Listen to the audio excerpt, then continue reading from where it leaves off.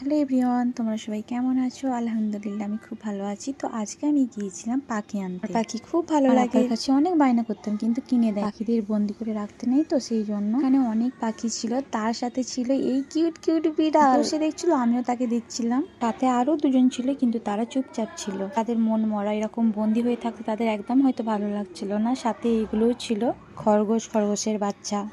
তো আরেকটা জিনিস দেখাই, সেটা হচ্ছে মাছ। কার কার মাছ ভালো লাগে তো আমাকে বলো, কাদের কাদের বাড়িতে এরকম মাছ আছে। আমাকেও মাছ অনেক ভালো লাগে। তো এখানে মাছের দামও ফেলা আছে, তোমরা যদি কেউ নিতে চাও তো দাম দেখে কিনতে পারো। আমি যখন দেশে থাকতাম তখন আমার একটা ভাই আমাকে এরকম মাছ এনে দিত, আমি আমার জারেতে রাখতাম। বিদেশে থাকি তো তাই এখানে সেরকম ভাবে কিছু এখন পর্যন্ত কেনা হয়নি, পাখি কিনেছি।